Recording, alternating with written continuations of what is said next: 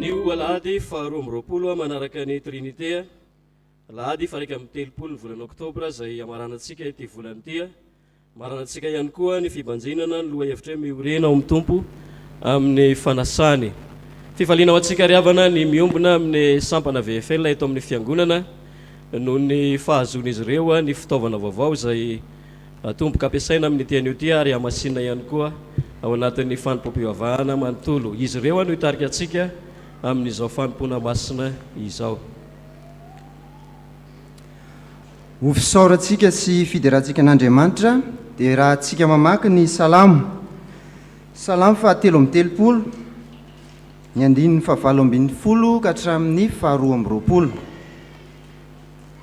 Vitsy zany dia ataontsika ny hira atema fahenina amby folo ary tsy mipetraka amin'ny fiangonana raha tsy vita ny vavaka. Salamo fahatelo amby telopolo raisiny amin'ny andininy fahavalo ambin'ny folo ka hatsahatra amin'ny andininy faharoa amby roapolo. Rehefa hita dia raha antsika mamaky amin'ny anaran'ny Tompo. Indro ny mason'i Jehova mitsinjo izay matahotra azy dia izay manantena ny famindram-pony mba hanafaka ny fanahiny amin'ny fahafatesany sy hamelona azy raha misy mosary. Ny fanahitsika miandry an'i Jehova famonjenantsika sy hampingantsika izy. Fa izy no hifalian'ny fotsika satria ny anaran'ny masina no itokiantsika. Jehova, aoka ny famindram-ponao hitoetra aminay araka ny hanantenanay ianao. Amen.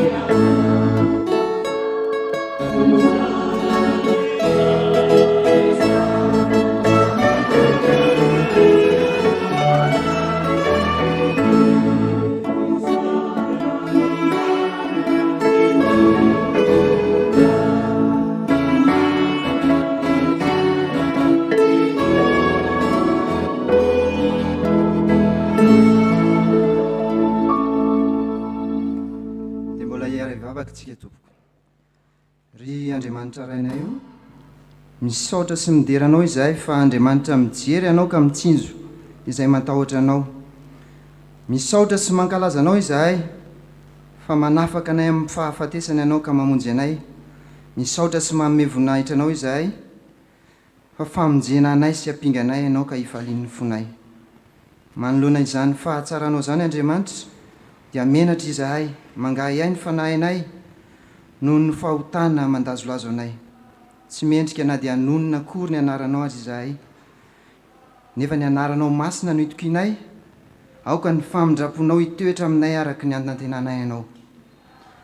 Mangataka ny fanatrehanao izao fotoana izao ary izahay, amasino ny tonom-bavaka tonononay, amasino ny hira fiderana sandratray, amasino ny fanampisaorana aterinay ho antra ny manimpofona ankasitrahanao.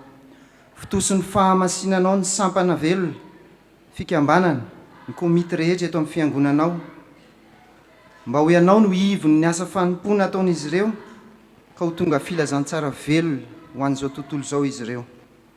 Entinay mbavaka manokana amin'ity andro ity ny sampana VFL mainto milaly, ny fanahy masinao ilay loharano miboboky no aoka ameno ny fon'izy ireo, ahafahan'izy ireo maneho ny fahatsaranao, ahafahan'izy ireo midera ny anaranao, ahafahan'izy ireo mitoro ny filazantsaranao, ahafahan'izy ireo mijoro fa mainto milaly amin'ny fanomponanao izy ireo. Izay rehetra tonga manatitra izao fotoana izao koa ry Tompo, aoka tsy ho toy ny idiranay teto ny voanay eto, aoka ny fanahinao masina hialoha sahady any am-pona ihany, andraisanay tsara ny voka-tson'ny teninao, mba hinonay amin'ny fonay azahoanay fahamarinana, anekenay amin'ny vavanay azahoanay famonjena. Ireo namanay eny an-dalana namonjy izao fotoana izao, ny tana maherinao ny tantana azy, mitoto soamantsara eto amin'ity tempolinao masina ity. Ao koa ireo namanay izay tsy afaka noho ny antony maro samihafa. Ianao ilay Andriamanitra mpamatana ny vo sy ny fo, no amangy manokana azy ireo, ianao hanasitrana ny marary, ampahery ny osa, ampatanjaka ny malahelo, dia ny fahasoavanao mananamby ampy no ameno azy ireo.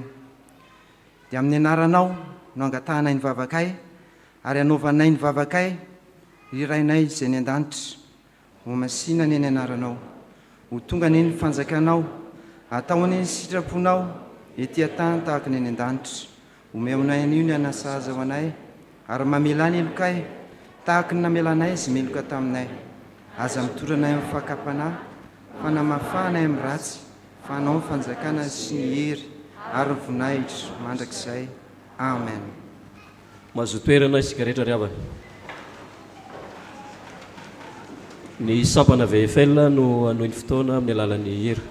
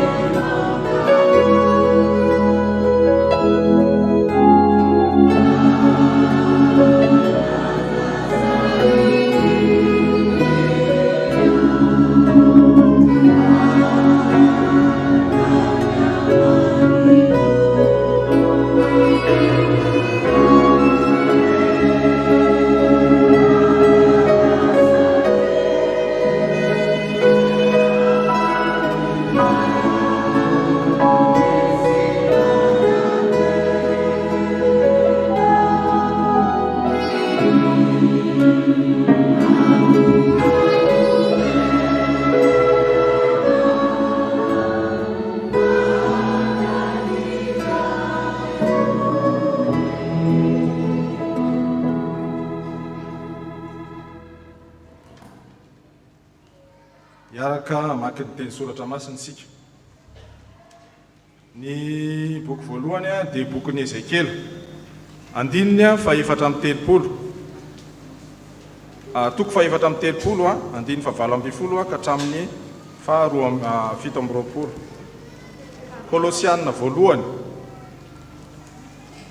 Kolosianina voalohany. Toko voalohany andininy fa 5 ka hatramin'ny fa 20. Ary amin'ny filazantsara Jauna toko fa 9 andininy fa 5 ka hatramin'ny 12 ka hatramin'ny 7. Rehefa hita dia vakitsika amin'ny anaran'i Jesosy. Ny soramandry.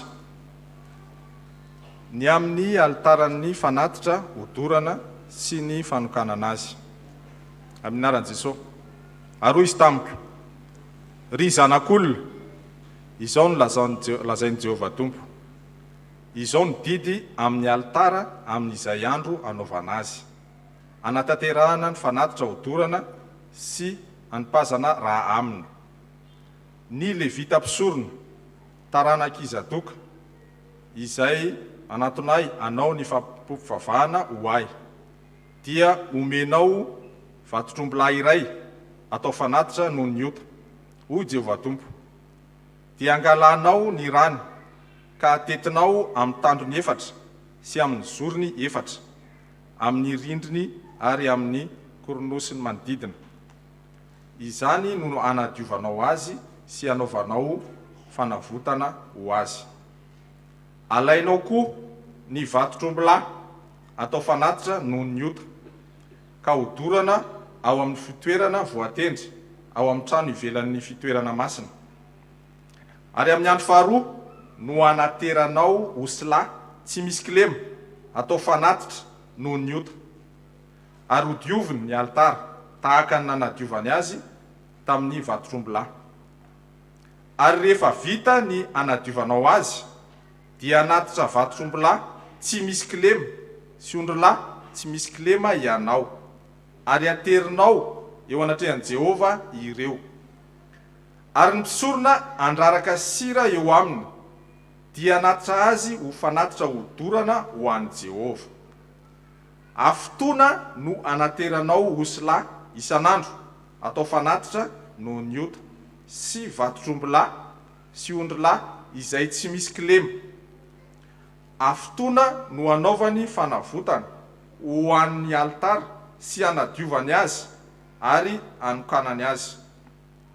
Ary rehefa tapitra izany andro izany, dia tomboka amin'ny andro fahavalo ny anateran'ny mpisorona ny fanatitra odoranareo ao amin'ny altara sy ny fanatim-pihavananareo, ary dia akasitrahako ianareo, hoy Jehovah Tompo. Hotoizana ny vaky teny.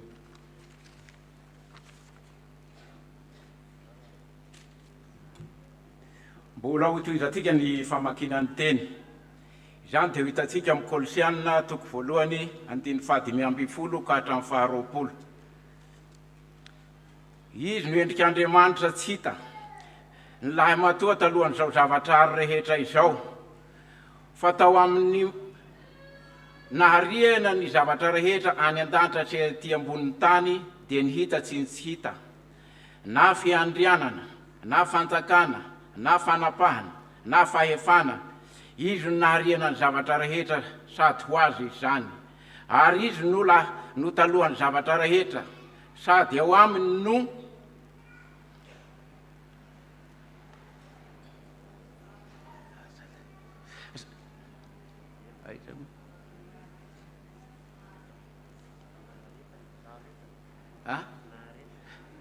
sady ao aminy no naharetany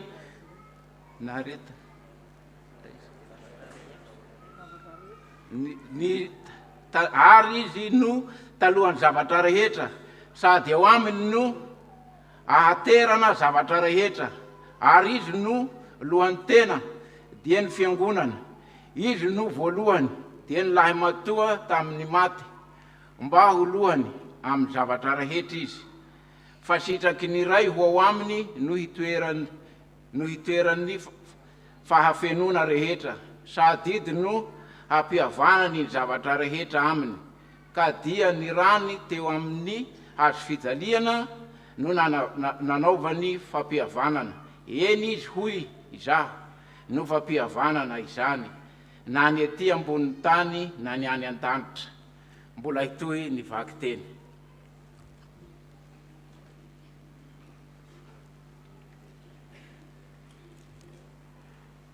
Amarana ny vaky teny sorambaza sika tompoko. Izany dia hitanareo ao amin'ny Jaune toko fahaenina ka tompoko hatramin'ny 12 dia hifarana hatramin'ny 7 rehefa hita dia vakiana eo am-pisanganana. Soramandry dia milaza ny nitoriany Jesosy na amin'ny mofinaina. Vakitsika ny teny amin'ny anaran'i Jesosy satria azo ny teny. Dia nifandritra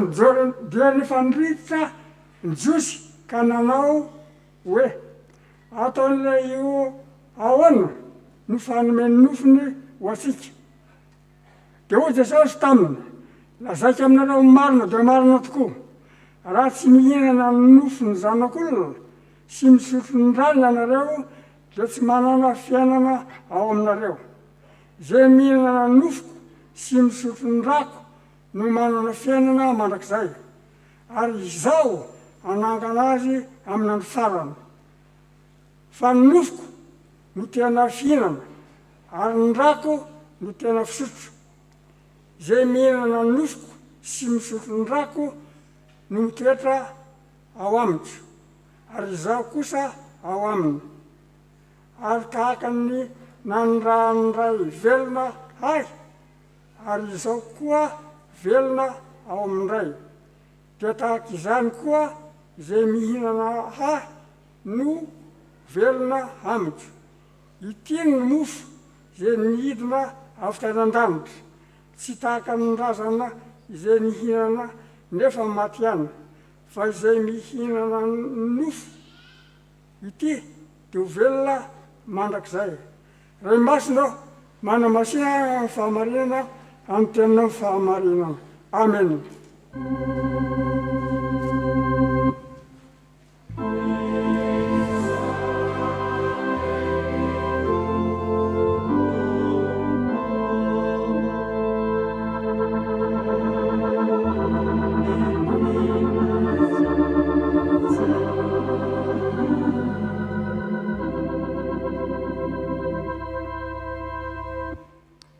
Iaraky vavaksika.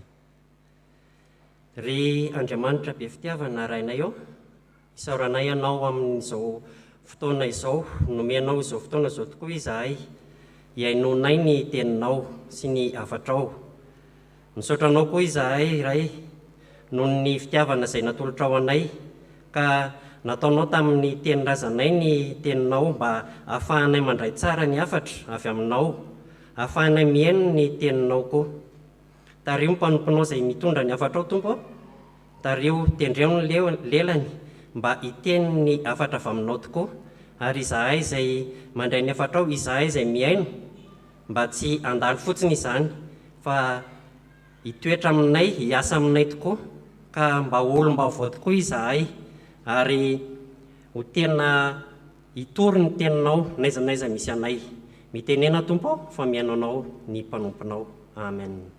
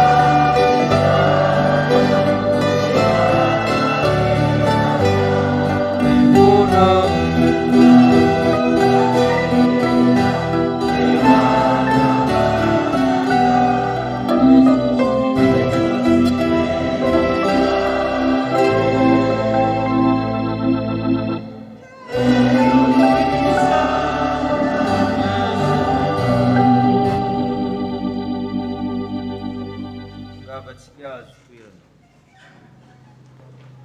ho aminareo ny fahasoavana mbany fiadanana avy Andriamanitra raintsika sy Jesosy Kristy tompontsika. Jaona toko fahaenina. Jaona toko fahaenina. Avy namoko ny olona tsy omby 5,000 Jesosy tamin'ny mofo 5 sy hazan-drano madinika 2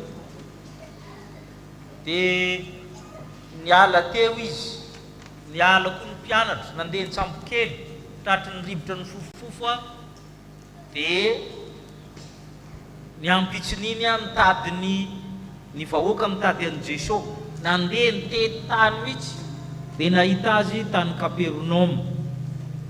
Dia nisy fampianarana nataon'i Jesosy amin'ny tany. Zay le perikopa eo am-pelatanantsika. Milaza ny amin'ny fanasany Tompo.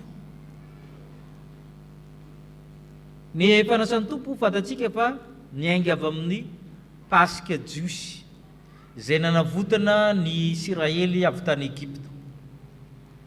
Fetin'ny Pasika. Nefa koa anaran'le zavatra hohanina, le sakafo, le zanak'ondry zany Pasika. Hohanina io olona 12 miakatra ihany mihinana azy satria tsy maintsy atao lamina io. Zay zany ny Pasika jiosy.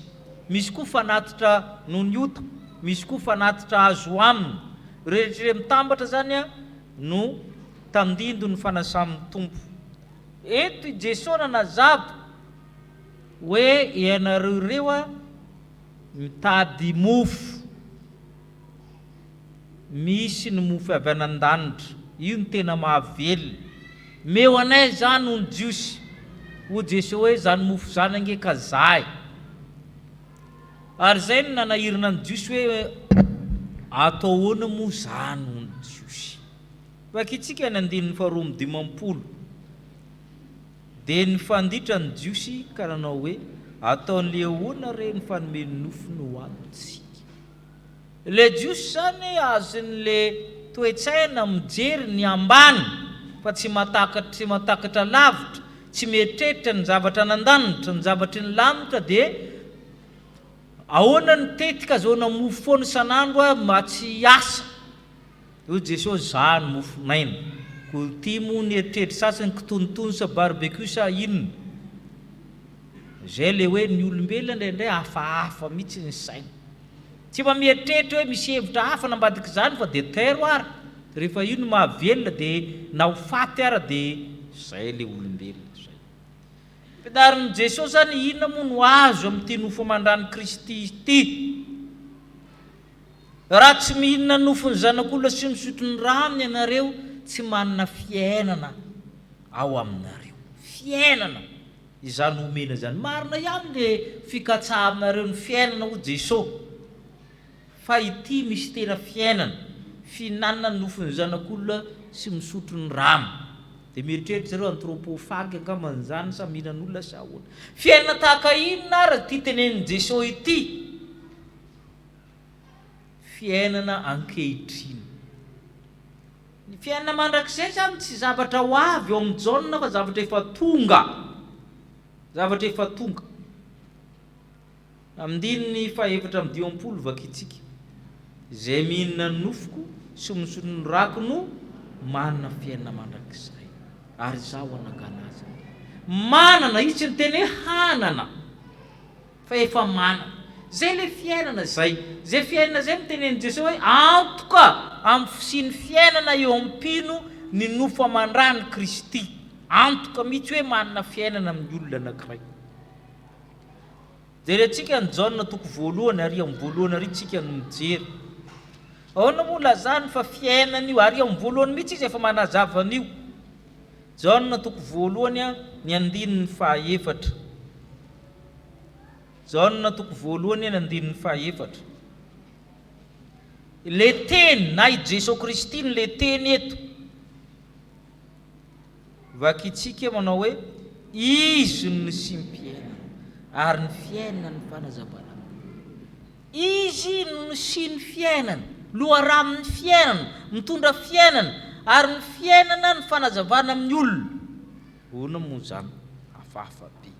Ny fiainana no manazava amin'ny olona. fiainana hafa mihitsy tenen'i Jesosy, fiainana manazava. Io tsy mitovy amin'ny zavatra.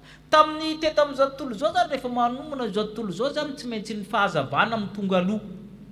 Ny fahazavana zany mataontsika hoe miteraka ny tontsotsika hoe photosynthèse, izay vao afaka mamokatra ny zava-maniry, ny zava-maitso amin'ny fitrandrahana ny hazavana. Fa ty anankiray ty ndray fiainana manome hazavana, zay le ao amin'ny Kristy, ny fiainana ny fanazavana amin'ny olona. Jaona toko 10:10, mifindra amin'ny toko 10 tsika. Jaona toko 10:10. Ahoana zany fiainana omeny Kristy zany zay loharano manazava amin'ny olona. Ahoana hozy izy? Jaona toko 10:10. Ny mpangalatra fa izaho avy mba hananany fiainana sady hananany be dia be. Fatatsika fa ny mpangalatra sy ny jiolahy dia mitoerana mazavazava foana sa mitoerana maizimaizina. Mifandray foana zany le fiainana sy le mazava. Ny mpangalatra ny olona tsy laborary, mieritreri-dratsy, tsy normal dia angalatra sy hamono andringany. Fa izaho avy hananany fiainana sady hananana be dia fiainana be dia be, fiainana ao amin'ny Kristy ny resahana. Tsy fiainana tsotra io. Zany hoe ny olona tsy manana an'io nofo mandrany Kristy io dia tsy manana fiainana, fa mbola faty mandehandeha. Zay ny dikan'izay. Fa ny tena olona miaina amin'ny filazantsarany Jaona amin'ny alalan'i Jesosy dia olona manana ny Kristy, mihinana nofo mandrany Kristy. Zay na hoe olona miaina, zay na hoe olona manana fiainana. Ary izy koa ntsona hoe mofo ny fiainana na mofo maina. Zay le resahana. Ary io fahavelomana ankehitriny, hic and hoc izy ny teny latina, zany hoe hi and no. Tsy hoe zavatra ho avy fa zao mihitsy no manana fiainana, fiainana mandrakizay efa tonga io. Ary io isan'andro io fiainana io, 10:50 resahantsika. Fa 10:50 amin'ny Jaona toko 9 azafady, Jaona toko 9 10:50. Ahoana hozy izy? Fa nofoko ny tena fihinana ary ny rako ny tena fisotro, zavatra isan'andro, isan'andro. Raha vao tsy mahazo an'io zany tsy mety, tsy mety raha tsy mahazo an'io. Mitovy ihany io. Io moa arakaraka zay sotronao moa tenena inona ny tena fisotro. Dia amin'ny tanin'ny olona hoe betsika be ny raha amin'ny alcool anao. Efa nahino an'izany? Tsy mbola nahino an'izany ny olona tena zany. Hoe betsika be ny raha amin'ny alcool anao. Misy zay vao azo sasany le izy. Satria inona le fisotro? Ny rako ny tena fisotro, ary inona ny tena fihinana ho anazy. Re mandeha niaraka tamin'ny olona anankiray dia za efa mahafantatra hoe inona le fisotro. Rehefa nandeha zany zay amin'ny lalana iny manankara iny zany mpivavaka maromaro, tonga dia nisy seka accident zany teo dia nifandona dia nivoaka daholo ny olona dia nifanaraka teo zany dia samy nandamindamina teo nambomboatra an'ilay fiara zany dia nitsipaka le anankiray tary. Nitsipaka izy dia ninitsindra ka mpiara-mivavaka moa misy mpiandry moa fatatsika mavitrika tonga dia fandroana demoni zany mahery vaika teo. Tsy kiloviko ohatran'izao le marary dia efa fantatro le ilainy izy io. Nandroaka tao ny mpiandry dia efa vitavita hoe dia miala amin'izay nareo mpiandry fa mba alevo le boîte pharmacie ao letsy. Dia gagagaga le mpiandry nalaina boîte pharmacie zany dia nampidina le alcool dia nifiazana kely hozy le ry. Velona izy fandao ololo ao zany inga mitady fanafody. Dia velominy fiara dia mandeha. Rehefa tonga ololo ao zany aty lesy lasy lahy mitady kely fanafody atsy. Dia nahazo fanafody. Satria efa fisotro. Fa fiainana zany io, lasa fiainana zany iny avy eo. Dia izay le resahana eto fa tsy zany eto fa le nofo amandran'i Kristy ny tena io ny tena fihinana ary ny rako ny tena fisotro. Ary tena zavatra tokony ho tadiavy ny mpanay fanasany Tompo zany nofo amandran'i Kristy zany.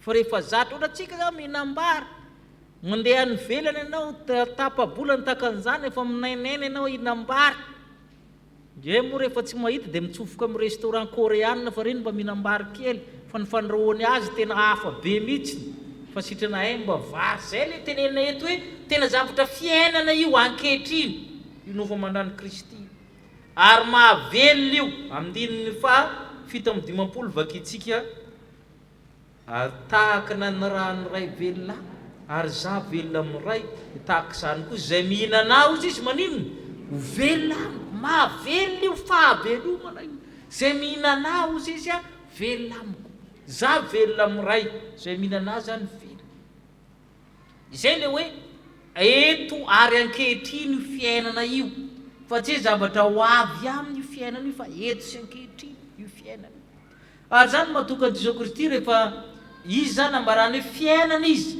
rehefa nitsondromona ny lany voany teo amin'ny côte zany dia inona ny raraka teo ra sy rano zavatra manambara fiainana daholo zany ny ra manambara aina ny rano fatatsika manambara fahavelomana Jaona 7:7 misy any ary zay ny mahagaga hoe Jesosy ty na dia maty ary mbola mamoaka fiainana Jaona 7:7 rehefa maty Jesosy andolo verifiena sao tsy maty tsara hoy izy le miaramila enao ihany mitoetra ny miaramila mako sarisa hoe aloha jerena fa sao tsy maty tsara Jaona 7:20 Jaona 7:7 vakitsika fa ny miaramila anankiray nandeha filalana ary niaraka tamin'izay dia nisy rano zay le Jesosy fiainana na dia maty ary izy mbola mamoaka fiainana ho amin'ny olona ra sy rano ary zay hoe ananany fiainana be dibe fiainana zaraina amin'ny Jaona 5:12 Jaona 5:12 amin'ny fahafito sy ny fahavalo ny fiainana magnino fiainana feno fiainana mamokatra ty ivelana Jaona 5:12 ny fahafito sy ny fahavalo vakitsika raha miray amika nareo ka mitoetra nareo dia angatasy zany nankalazana anareo mba hamoazina anao tonga mpianatra ary zay le izy zay fiainana fiainana be dibe ivelomana ny sakramenta ny fanasany tompo dia fahavelomana ho amin'ny mpandray fanasany tompo fa tsy zavatra vonjomaika na zavatra tsy maintsy atao na rituel fa fait existentiel fa tsy fait rituel na cultuel zany hoe tsy resaka élément anatin'ny Fanompoam-pivavahana ny faraisany fanasany tompo fa fiainana ho anao ary tokony mahamaika anao zany andray fanasany tompo zany fa matetika abidinitsika le izy ary zay ny tenenin'ny tompo io zany ary zay ny mahasarobidy anita na tamin'ny androny jiosy ary ny fanatitra ho amina dia amasinina mandritra ny 7 andro le altara zay tamin'ny bokyny Ezekela teo 7 andro anadiovana azy mba hitondrana zany zanak'ondry tsy misy kilema izany ary zay ny mahasarobidy ny fikarakarana ny fandraisana iny na amin'ny dekona ary hoe mba mivavaka ve le dekona manao an'io sa tonga dia jojorombona fotsiny ahoana ny fikarakarana an'io fikarakarana ny altara 7 andro ny fanokanana an'io teo amin'ny jiosy ny vakina teo manaja n'io altara metrahana ny fanasany tompo io ve isika ny fihetsika rehetra ao anatin'io dia misy dikany mba tonga ny olona tena hatsiaro fa fiainana ankehitriny no azony amin'ny ary fiainana be dia be fa tsy hoe rehefa maty ihany fiainana ankehitriny no azo amin'ny nofo mandany Kristy fa ny faharoa dia izao fiainana mandrakizay izaho anangana azy amin'ny andro fara azy adinoina fa voajanahary eo amin'ny olona ny instinct de survie ny olona dia te ho velona mandrakariva ary marina zany zay mahazanak'Andriamanitra atsika te ho velona mandrakariva isika zay mahatonga atsika marary mandeha amin'ny dokotera ary ao anatsika misy taova samihafa zay tsy baikotsika fa te ho velona anisan'izany ny maso dia tsy baikotsika ny fiarovan-tenany fa io raha vao misy zavatra mandalo akaiky ny masonao dia maninona izy kipo azy izy tanareo fa io tenantsika manontolo io dia natao hiady amin'ny fahafatesana zay mahatonga anao mangory vitsika raha misy zavatra tsy tianao eo akaikinao eo. Itsika zany allergie ny fahafatesana. Ara-dalàna zany. Mitady ody faty mandrakariva ny olona. Miezaka ny mpanao siansy lijery ahoana nahatonga antsika ho tonga amin'ny tsy fahafatesana ary tsy voandroandro mity dia lo de vie zany ny angano momba an'izany tsy voandroany Juvin Fontaine de Juvin sisa zany tsy voandroany ny olona ny kariko natao immortalité zany zavatra efa tranainy fikaroana momba an'izany. Tsy voazao siansy ikariko hoe mankaiza ny olona rehefa maty. Ary iny ampianaran'ny Jesosy. Ny olona mihina nofo mandrany Jesosy efa garanti ny ambadiky ny fahafatesana. Lo de la. Efa garanti zany tsy anontaniany zany. Mamala zany filana ody faty zany ny fanasany Tompo. Ka tsy anontany anao mankaiza ny maty. Izaho anangana azy amin'ny andro faty. Andininy fahavala amin'ny 20 amin'ny Jaona toko 4 mbakitsika. Jaona toko 4 andininy fahavala amin'ny 20. Andininy fahavala amin'ny 20. Ahoana ho sisy? Ity no mofo nidina avy tany an-danitra. Tsy tahaka ny razana ny hina nefa maty ihany. Fa zay mihina ity mofo ity dia velona mandrakizay. Fiainana ankehitriny fa fiainana ho afo. Velona mandrakizay. Ny mana avy anan-danitra ny mana ny zanak'Israely naharitra 70 taona. Fa misy maty ihany ny ankamarony satria naditra. Fa ny mana ny hoaniny zareo mandritra. Ka ity mana anankiray ity mofo avy anan-danitra ity velona mandrakizay izay mihino azy, izay mihinana azy. Ka tsy hitady ody faty intsony izy fa efa ho aminy mihitsy le ody faty. Efa ho aminy ody faty. Ary zay no ambaran'ny Kolosiana toko 1.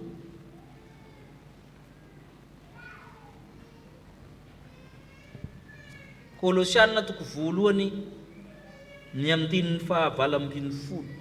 Kolosiana toko 1 ny andininy fahavala ambin'ny folo. Bakitsika. Ary izy ny lohan'ny tena dia ny fiangonana. Izy ny voalohany dia laha matonta amin'ny maty mba ho lohana amin'ny zavatra rehetra i Kristy. I Jesosy ny voalohany natsangana. Zay mahalamatoa azy. Zay zandriny rehetra zany dia atsangana amin'ny maty koa. Izavy ny zandriny Jesosy. Tsisy anangatana. Iray roa telo. Lao faty any ianao rehefa tsy zandriny. Fa izy ny lamatoa amintsika rehetra zay andray zany tsy fahafatesana izany. Zay no dika voalohany lohan'ny fiangonana izy. Ary zay no ampianarin'ny Jesosy teto.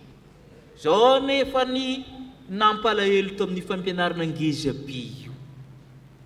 Sokafantsika indray ny Jaona toko 4 ny andininy 40.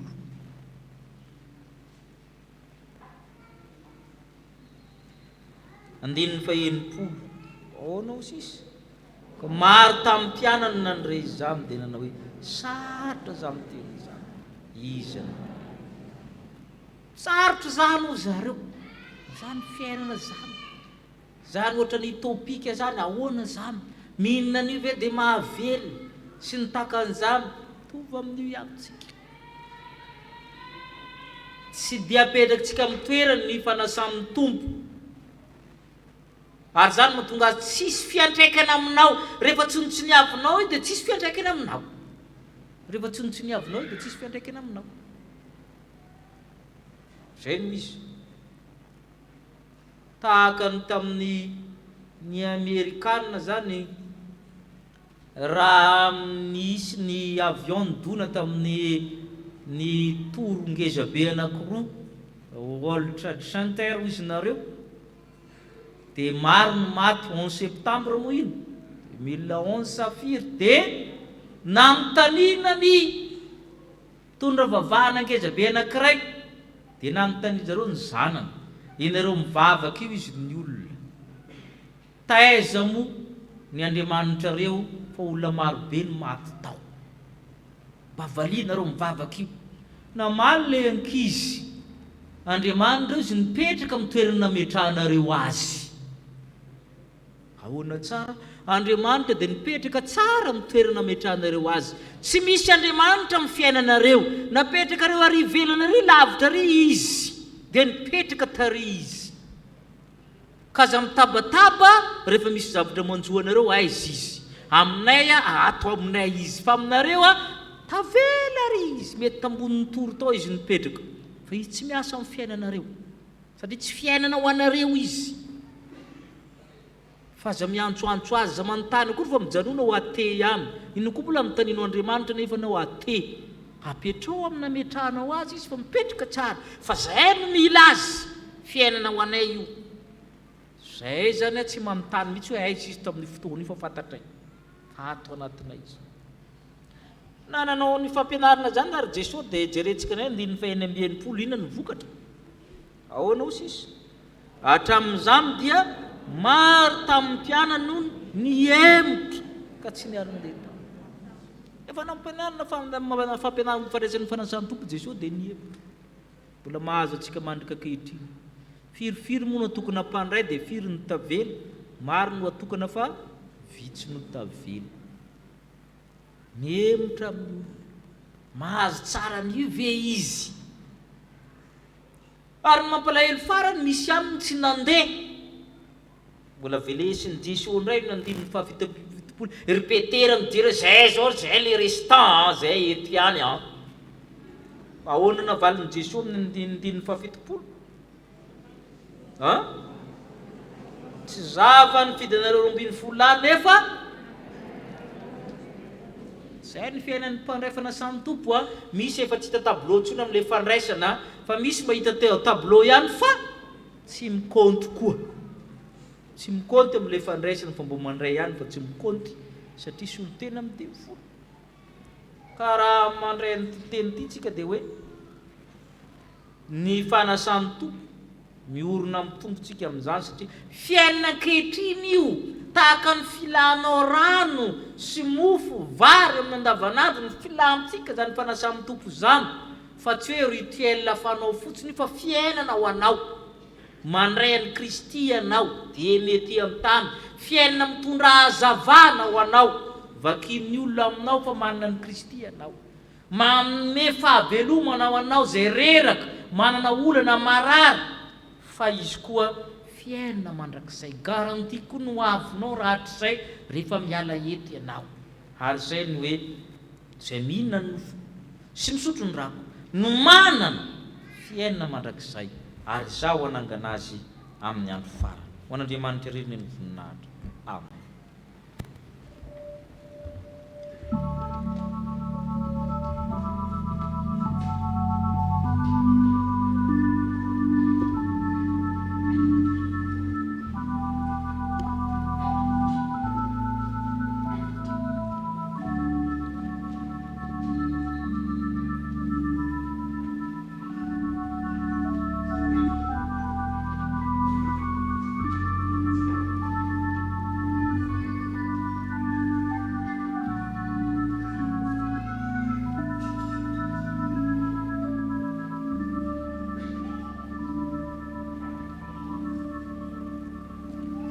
Manoloana izany sitrapon'Andriamanitra mety efa amintsika izany ry havana dia desika rehetra hiaiky ny tsy famarinantsika ka hanaraka apontsika izao vavaka fifonana izao. Vavaka isika.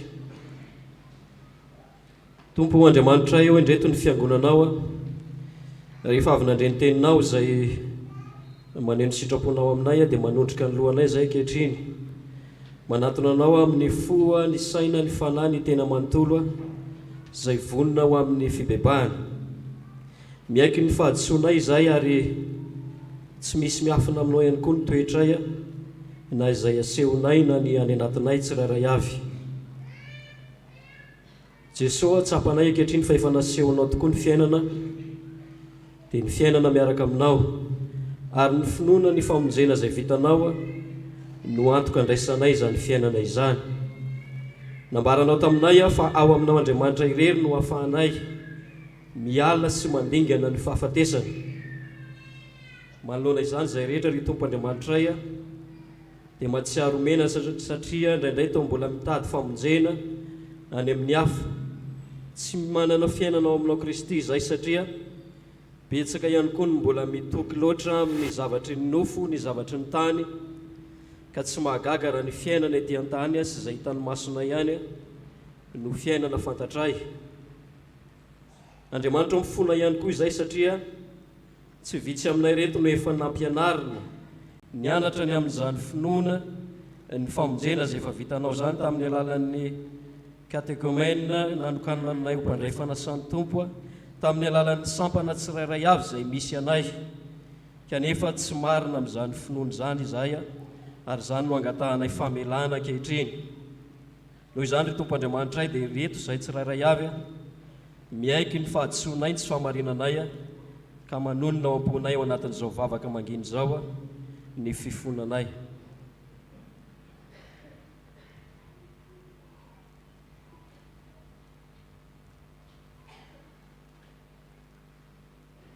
Andriamanitra rainay misaotra anao zay fa mbola ny famindram-ponao sy ny fahasoavanao ny mahatoy izao anay, ny mbola nananay fotoana ahafahanay mitodika aminao hatrany ary ahafahanay ihany koa miaina sy miazona ny finoananao mba anananay fiainana dia fiainana ety an-tany ka hatrany an-danitra.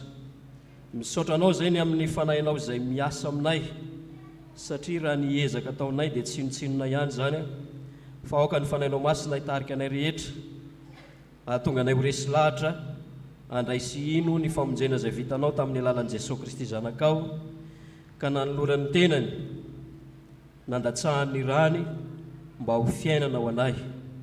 Amin'ny anaranao Jesosy no anaovanay izany vavaka izany. Amen. Anoizantsika ny fifonantsika ny hira faha 12 amin'ny firana fanampiny.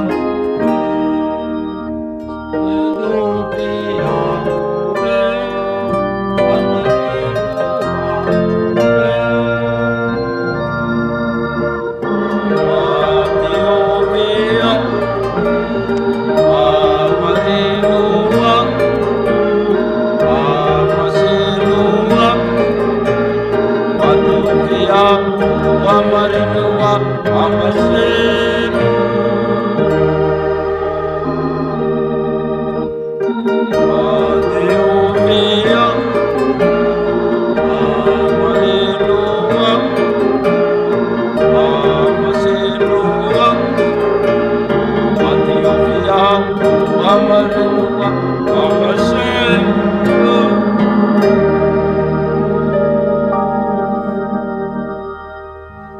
itsika zay mibebaka mariny tokoa ary vonona ny dioviny Kristy mitsanganany reny teny somafaly fa mafany fahotantsika izy hony tompo izao ny sitrapony raiko zay naniraka dia ny tsy amelako isy very zay rehetra nomeny aho fa atsangako ndray izy amin'ny andro farany izaho avy mba hanana ny fiainana sady hanana ny be dehibe noho izany nofo mandrany Kristy zany a dia voavela sy voafavako ny fahotanareo rehetra noho ny anaran'ny masina samy mideran'ny tompo ianareo sambatra ny olona zay voavela ny sy voasarina ny fahotana sambatra ny olona zay tsainy Jehova eloka ary tsy misy fitaka ny fanahy amen raintsika nira voalahatra dia rahantsika ny tompo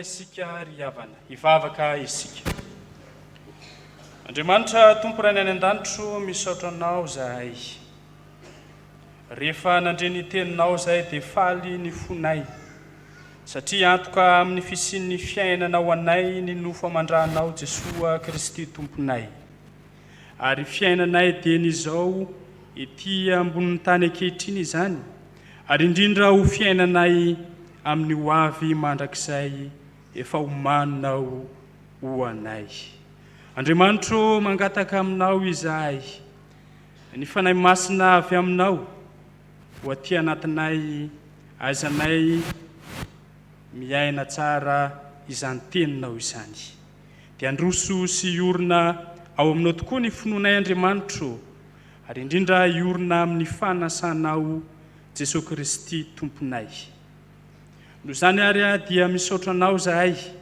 fa afaka mangataka aminao izao vavaka izao indray ankehitriny dia mangataka aminao izay tompo ho an'ireo mpanomponao izay mankalaza ny tsingeritaona ny amin'izao ankehitriny izao mangataka vavaka aminao ny amin'ny fitahianao Andriamanitra mba ho amin'izy ireo hatrany ny amin'ny taona ho avy rehetra ireo mpanomponao izay nahatontosa ny fanamasinana ny fanambadiany mametraka ny fiainan'izy ireo pelatananao izay Andriamanitro ny amin'ny fiainana ho avy rehetra iarahany mizotra ianao Andriamanitra no omba azy ary indrindra koa omba ny tokantrano rehetra ianao Andriamanitro izay tonga eto amin'izao tranonao izao ankehitriny koa Andriamanitro ireo mpanomponao izay te hisaotra anao ny amin'ny nanomezanao azy ireo taranaka dia misaotra anao izy ireo Andriamanitro ary dia mametraka izany zanany izany sy ny ankohonany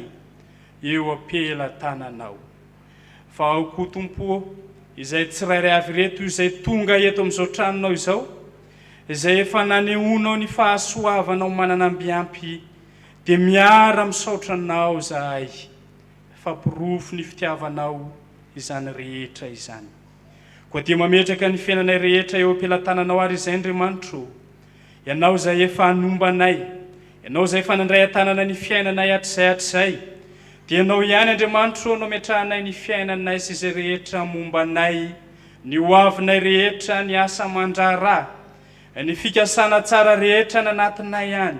Ianao Andriamanitra mahafantatra ireny ho tovinao eo amin'ny fiainanay izany. Fa ireo izay ao anatin'ny tsy fahasalamana Andriamanitra, ianao nanasitrana, ianao hanome fahasalamana tsara ampody indray ny hery ao anatin'izy ireny. Ao ireo izay nozoim-pahoriana, ianao Andriamanitra hanome fifaliana handrotsaka ny fiadananao, hanapaka ao anatin'ny fon'izany mpanomponao izany. Ao Tompo, ireo manana olana izay mety tsy fantatray fa ianao mahafantatra, ianao hiasa manan-kery araka ny fombanao hamaha izany olana eo amin'ny fiainan'ny mpanomponao izany ianao. Dia mino sy matoky izy Andriamanitra fa fantatrao tsisy miafina aminao ny fiainanay tsirairay avy izay eo am-ponay ao. Ianao no manana hevitra heverana anay Andriamanitra, dia hevitra hitondra fiadanana mba hanananay fanantenana ny amin'ny farany. Fakehitriny koa izy Andriamanitra dia mahatsiaro mbavaka mitondra mbavaka izao fiangonana izay misy anay izao. Ianao mihitsy Andriamanitra ny asa manan-kery mba azonay mandroso mandrakariva ny amin'ny finonanao Andriamanitra, ka dia ho voninahitry ny anaranao ny fijoroana izao fiangonana izay misy anay izao. Ao ny mpanomponao izay efa nofidianao sy notendrenao mba hitarika anay sy hampianatra anay, izara ny zava-panahy ho anay dia ny mpitandrina mianakavy, hoentinay eto anatrehanao Tompo mba ho feno ny fahasoavanao, ho feno ny famindramponao sy ny famirapiratany voninahitrao ny fiainan'izy ireo. Hoentinay ambavaka eo anatrehanao koa Tompo ireo birao amin'ny fiangonana, ny sampanahy isan-tsokajiny izay misy atao amin'izao fiangonana misy anay izao, ireo komity isan-tsokajiny izay entinay ambavaka manokana ankehitriny, dia ny komity ny fanomanana ny fankalazana ny jobily ny mpitandrina misy eto aminay.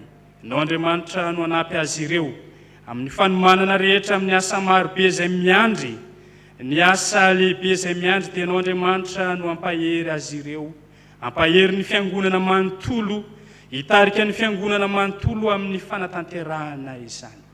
Dia mino sy matoky izay fa ianao Andriamanitra no miasa, ka rehefa ianao no miasa dia tsy mba misy ny mahasakana. Hoentina ambavaka eo anatrehanao ny sampana velona rehetra eto amin'ny fiangonana, fa izay entinay ambavaka manokana ankehitriny dia ny vondrona fototra laika. Ianao Andriamanitra ampiorina hatrany finoana izy ireo, ampahery azy ireo n'Andriamanitra amin'ny asa fitoriana efa ny antsonao azy ireo, mba ho feno ny fahasoavanao, ho voninahitry ny anaranao ny fijoroana izany sampana izany. Fakehitriny koa izy Andriamanitra dia mahatsiaro misaotra anao ny amin'ny vondrony Miaramila kristianina izay nanatanteraka ny konferansa tamin'ny herinandro lasa iny. Isaoranay ianao Andriamanitra ny fahataterahana izany rehetra izany, ka ny teny rehetra izay nozarain'ny mpanomponao tao anatin'izany Andriamanitra, dia mba hampiorina ny finoany tsirairay avy, ka mba ho miaramila tsara anao Jesosy Kristy tokoa ane izany mpanomponao izany. Fa eto koa izay Andriamanitra dia mivavaka ho an'ny firenena izay misy anay. Ianao mahafantatra ny zavatra mifamaofao izay misy eto amin'ity firenena misy anay ity Andriamanitra, ny endrika tsy fandriam-pahalemana, ny endrika fahatrana isan-karazany, ny kolokolo sy ny tsy fahamarinana izay manjakana amin'ny sehatra samihafa. Ianao Andriamanitra no mba hampanjaka ny fahamarinana, hitarika ny vahoaka malagasy amin'ny alalan'ny fanahy masina ianao Andriamanitra, mba andehana izy ireo amin'ny fahamarinana mba hisehoany voninahitrao. Dia izany Andriamanitra no vavaka sandratray. Izay rehetra mahasoa anay Andriamanitra tsy voatononay tao anatin'ny vavaka, dia inonay fa ho tanterahinao araka ny habe indrindra fo sy ny fitiavanao izany. Fa amin'ny anaran'i Jesosy Kristy Tompo sy Mpamonjy ny vavahanay toy izany. Amen. Dia isika ry avana nanambara ny finoantsika eo anatrehan'Andriamanitra, ka ny fanekam-pinoana larana fahaefatra no iarahantsika manonona anehoantsika ny finoantsika eo anatrehan'Andriamanitra.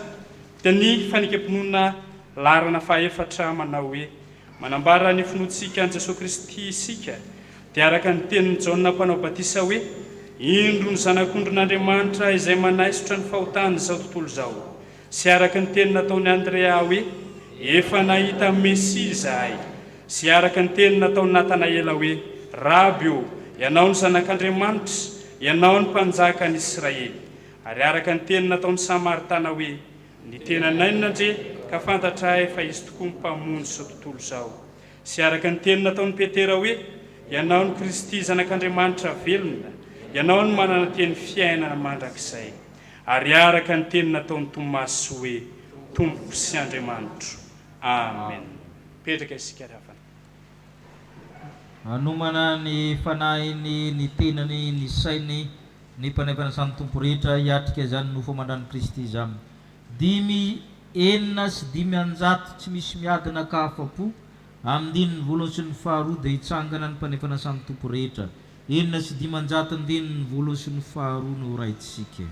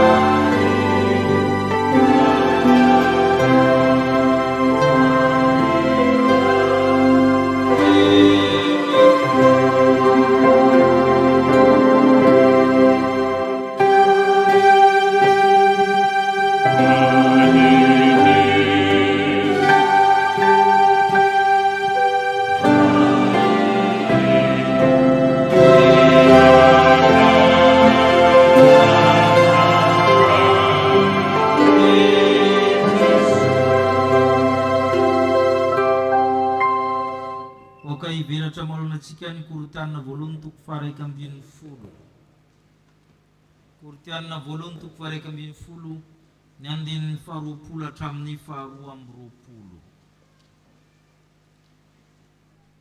Kortiana voalohany toko faraiky ambin'ny folo ny andininy faharoapolo hatramin'ny faharoa amby roapolo. Iarahantsika rehetra mamaky amin'ny anaran'ny Tompo. Koa raha miangona ianareo dia tsy misy inona mifanasamy Tompo akory. Fa raha minny ianareo dia samomana ny sakafo nyavalo. Ny anankiray nona, ny anankiray kosa maro. Moty manatra ny manasistona va ianareo sa manao tsinitsina ny Fiangonan'Andriamanitra ka manendro manitsana. Inona lazaka aminareo? Ideranareo va tsy iderinareo amin'izany aho. Amen. Petraka ianareo. Ny fomba fanaovana ny fanasan'ny Tompo tamin'ny andro ny apôstôly dia mandeha ny Fanompoam-pivavahana. Fanompoam-pivavahana tamin'izany tontolo andro. Raha manao fiderana izy mety hira ray, 2, 3, 4, 5 ny hira iraina. Dia misy vavaka maromaro fiderana. Tahaka ny liturjitsika ihany izy fa lava. Rehefa manao fiforona koa dia mety vavaka 2, 3 hira 2, 3. Torteny mety 2, 3. tamin'ny andro misionera ry havana dia mbola nisan'izany mba mitoroteny avaratra andohalo mba torakanga tahakan'izany dia misy pasitera anankidimy mifandimby mihitsy a misy ireo nelanela dia rehefa vita Fanompoam-pivavahana dia faranana amin'ny fanasamin'ny tompo vita ny fanasamin'ny tompo a dia sakafo agape misy fiaraha-misakafo zany eo samy mitondra ny sakafo zay ny endriky ny Fanompoam-pivavahana ka rehefa nandrosondroso izy io a niteraka olana ny olana voalohany a le anoanana ny antendan-kanina ny resamina teo dia satria lava be le fotoam-pivavahana le olona mitondra sakafo amin'le agape dia maninona zareo penjareo moramora ao le sakafo nentina iny zany mody mivoaka kely azy dia mamanga dia zay zany a le zavatra ka rehefa tonga amin'izay le tena fanasamin'ny tompo a hitantsika amin'ny faha 120 fa raha mihinana ianareo dia samy homana ny sakafony avy aloha anareo nanjary le agape ndray sokirina tao ka vokatra zay ozy ny sasany maninona ny sasany nona ny sasany mamo satria ry zalahy iny manko rehefa nangalitra nihinan'le agape mipeny koa le divay tao amin'le agape ka ny fanasan'ny tompo tamin'izany fotoana zany a mofo ngeza sy divay feno le kopy mikapokako feno dia feno dia ara-bakteny mihitsy iny ka satria zareo efa nisotro kely tao ambadika tao rehefa tonga le fandraisana maninona miampy dozy dia zay ndika hoe ny sasany mamo le mbola tsy nihinana tena nono izy hany ka na misy ara famakinany mofo a maka bebe izy fa mbola nono dia izy ny sasany tsikile reto koa natendan-kanina anatrano alana amin'le mofo mpandraisana kanjony izy kanjony efa naninona efa namango tatambady ka nanjary nisy bitsibitsika za mitao tsy faly paoly hoe inona moa nresany reto ka izy io a tsy mitovy ny tandemao satria ny sasany efa namely tatsy dia ny sasany mbola tsy nihinana mihitsy fa niaritra teo a dia malany bebe ny olana manaraka koa tsy nisaraka ny batisa sy ny fanasamin'ny tompo taloha rehefa tokana mpandray anao a efa atao batisa anao dia mpandray avatrano zay koa ny olana nefa efa nomboka nisy zazakely natao batisa tao le zazakely ahoana zany ny fatran'le divay atao betsabetsika sa atao kely raha atao bebe tsakoahana parivan'ny andro leky izy dia nanomboka nieritreritra ny fiangonana raha mba tsy mety zany izy paoly fa zavatra masina nge io e fa ahoana izy ty lasa mikorontana be manao ohatran'io dia nasika paoly hoe ngany nareo tsy manana trano inanina le tsy fa ahoana koa ty e manome enitra ho an'ny tsy manana ny sasany zany ohatrany hoe tendakamina izy dia maka mofo ngezangeza fa io ane zavatra masina e nanomboka teo zany tenin'ny paoly io zay tsy voasoratra nieritreritra amin'ny olo hoe ohatrany tsy mety ty a ny sarana aloha le sakafo agape sy le fandraisana tao miavaka mihitsy hoe sakafo agape amin'izao fa tamin'izany fotoana zany isaky mivavaka misy fandraisana misy sakafo agape dia namboarina koa aloha ny ankizy kely rangah mbola tsy hisotra an'le divay sy le mofo fa tsy hainy akory ny dikany alao batisa ihany ny zazakely nanomboka teo koa zany a ny zazakely tsy namena fa nanomboka teo koa nanina le fandehana na ena koa le abeny satria tsy angodany mofo zany ny zava-dehibe fa mandray an'izy mandray an'i Kristy zay mahatonga ny sasany mbola manontany manino izy io atao kely balitiko ry pastera ozy ny sasany fa maina mitenda ka nisy tantara io tsy niabetsaha amintsony a fa hoe mandray an'i Kristy ianao fond zany fa tsy forme dia nanomboka teo zany nahitana hoe na ena zany le abeny zany a dia mba azahoana mitahiry azy kosa ny fiangonana koa mitombo satria raha antsika zao zany mena tafamofo avy a mety mazamazina ihany ny vola voaka amin'ny bureau ny fiangonana zany amin'le izy zany fa teo zany ny tantaran'io zany a na tonga izy ny afara tamin'ny endriny hitantsika io zany a nikisika tsikelikely ohatran'io a fa mitena tantara ty any am-pandohana zany a alohan'ny sakafo izy a famakinany mofo ary mofo ngezy io a ary divay amin'ny akopy zany le izy fa nisan'izay olana samihafa zay a dia namboarina le izy satria mba na inona namboarina ny andininy fafita amin'ny 20 no mamaly an'izay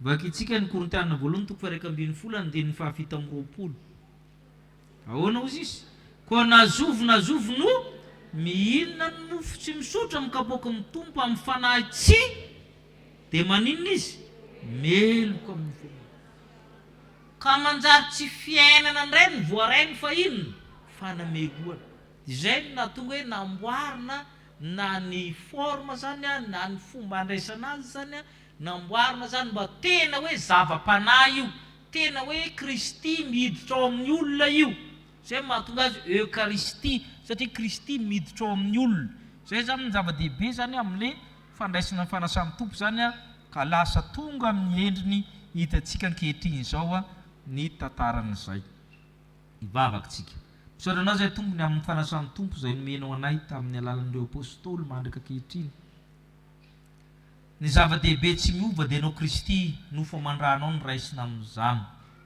fa ny endriny velany dia manaraka ihany ianao Kristy fiainao anay io mampanaho amin'izany mpandray fanasan'ny tompo rehetra na ny eto na ny tsy manatrika eto homaninao izy ireo tsy hisotro fanameloana tena iaina zany no fomandran'ny Kristy izany ary rehefa tonga ny andro andrasanay dia ho fifaliana ho anay ianao no manamasina anay ankehitriny ho amin'izany nisy reto fitaovana azo ny VFL reto amasinao arak'izany vatanterahana ny andraikitra rehetra no andriamanindreo koa amalivavaka amin'ny tsirairay amin'ny fahasoavanao ka tahino mpanday fanasan'ny tompo rehetra tsy hanadino fa ianao Jesosy Kristy ny raisiny naiza naiza izy mandray azy amin'ny mofo tsy divay izany ny anaran'ny Kristy ilay vela tsy manjaka miaraka anao mifanamasina amin'ny taona rehetra mandrakizay amen iroso amin'ny vaovaon'ny fiangonana isika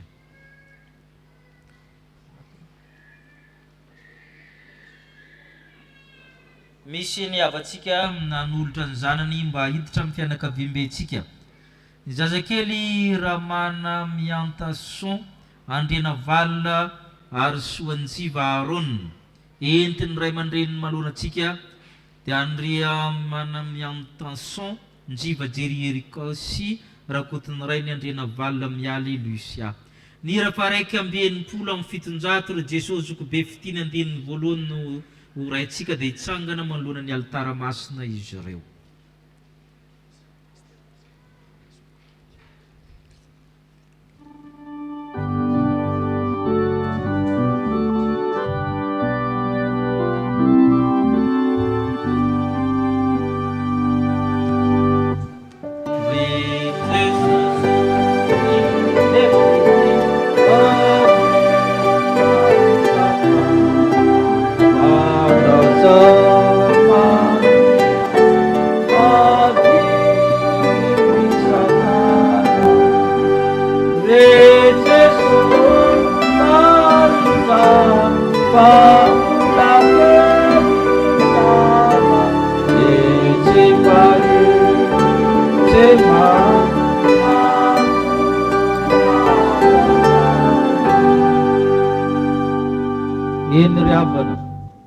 fanidinareo dia indretytsika manolotra zaza azy zao isan'ny fiangonana Andriamanitra zay tompon'ny fahavelomana nanome anareo izany zaza izany hoy ny soratra masina ianao nampivoaka avy tao an-kibo nankina taminao hatrao-am-boka hatrana-kibo ny reniko dia efa Andriamanitra ianao ary efa tapitra ny andro fidiovana araka ilany Mosesy dia nitondra azy niakatra tany Jerusalema izy mba ho atolotra ho an'ny tompo koa dia atolotra ho an'i Jehovah izy eny amin'ny andro rehetra iainany dia voatolotra ho an'Andriamanitra izy amen ivavaka isika misaotra anao izay tompo no fanolorany reto ray aman-dreny reto ny zaza io natrehanao misaotra anao izy ireo mangasitraka anao izy ireo satria tsy miova ianao isaky ny taranaka mifandimby vavolombelon'ny fanekena ataonao amin'reto fianakaviana izahay ka miompifaliana amin'izy ireo ka ianao Andriamanitra ny hanampy isan'ny fianakaviana fiangonana firenena amin'ny alalan'izao zaza izao miditra amin'ny fiarahamonina misy anay izy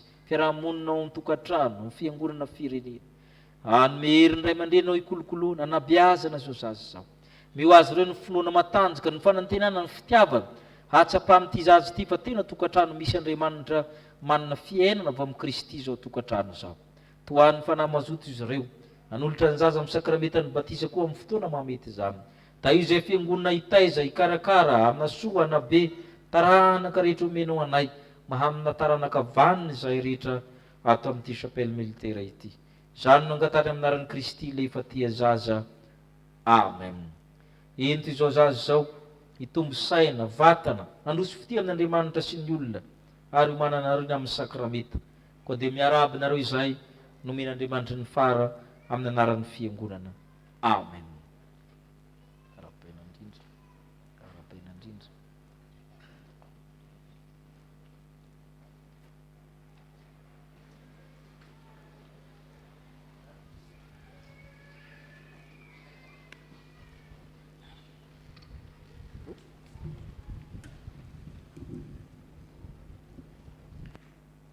Ho amintsika rehetra izay eo amin'ny Kristy anie ny fiadanana.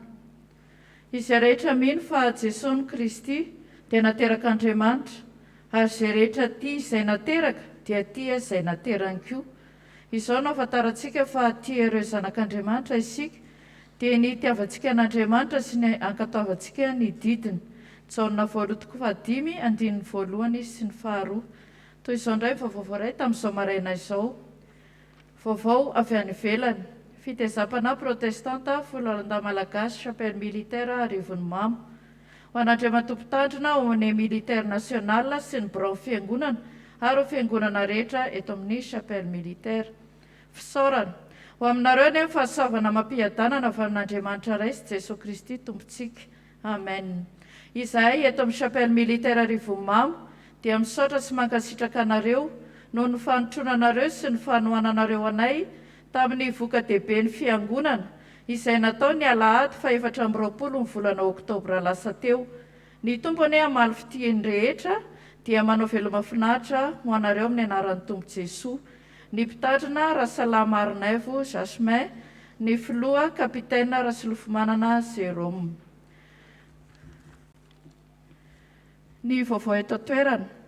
Ilazana ireo diakona sy loholona tsy afaka nanatrika ny fiofanana izay natao teny vato, andalo amin'ny branche secrétariat aka ireo taratasy-piofanana tamin'izany.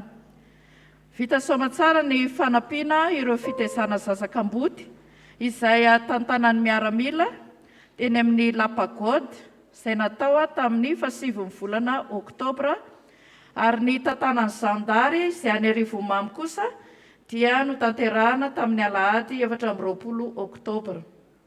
Vita soamantsara ihany koa ny fianambean'ny Morery izay natao tany amin'ny FJK Mambohimenan-Tsirabe, isaorana ny mpitandrina ny birao fiangonana, ny sampana fikambanan'ny diakona sy loholona, ny katekômena, ny sampanasa AFF.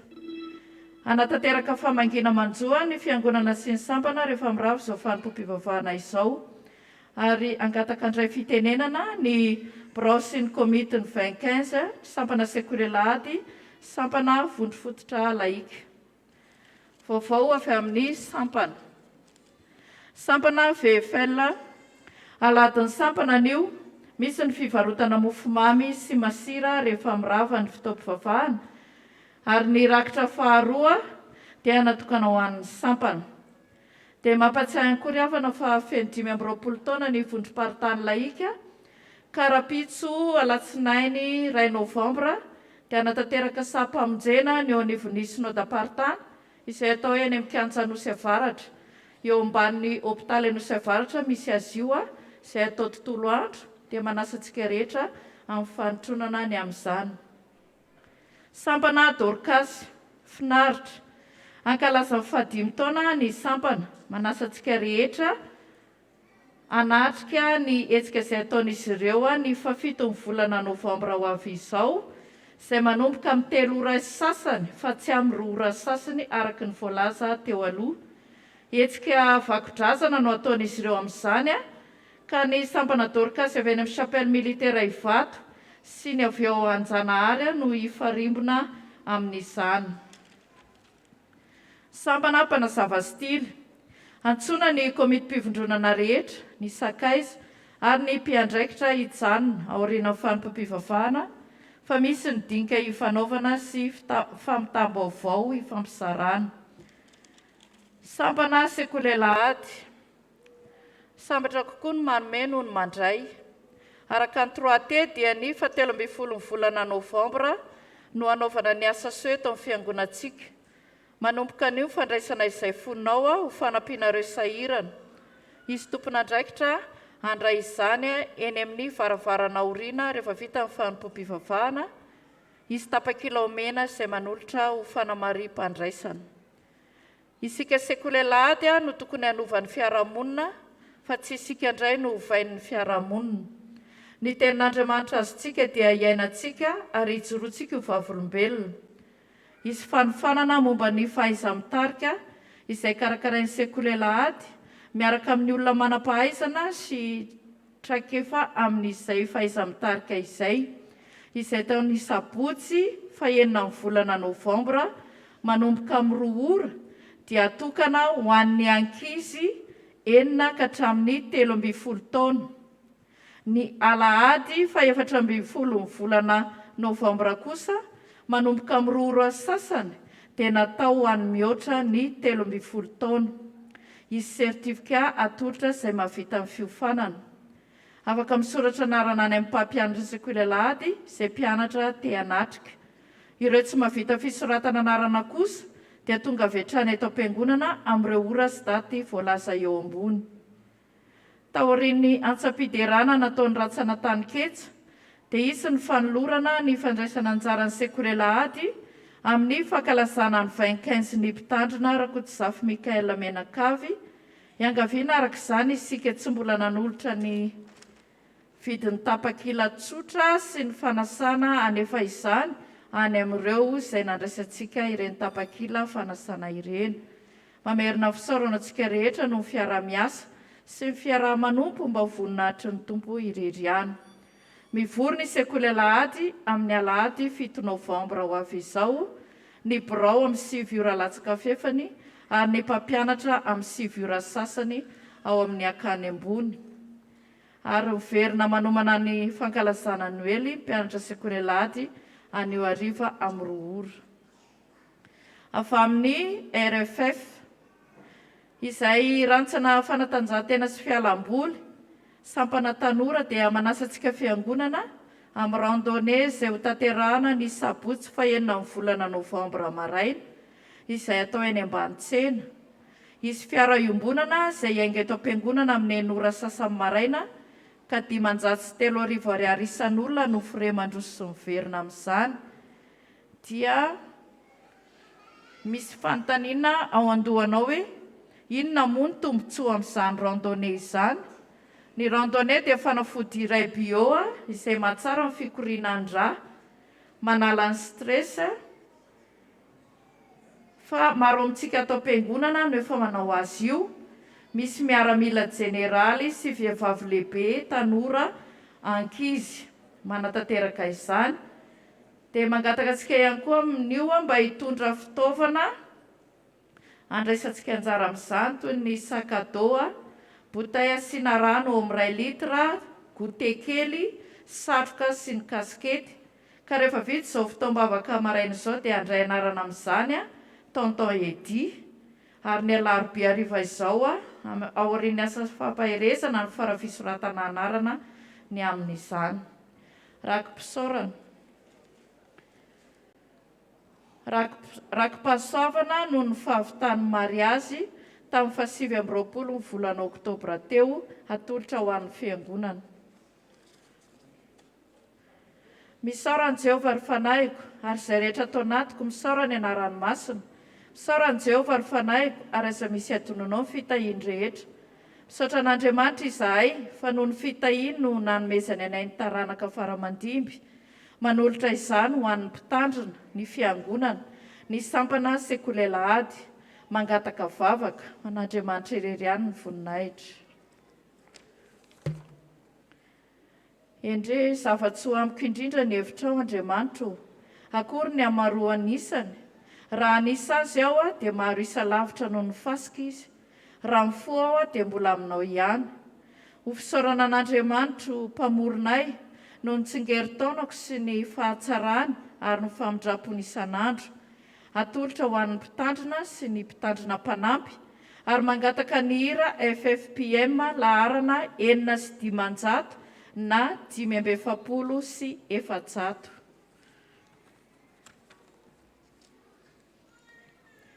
Rakitra fisaorana atolotra ho an'ny sekoly alahady, mbola mangataka ny fitantananao izahay ray eo. Fisaorana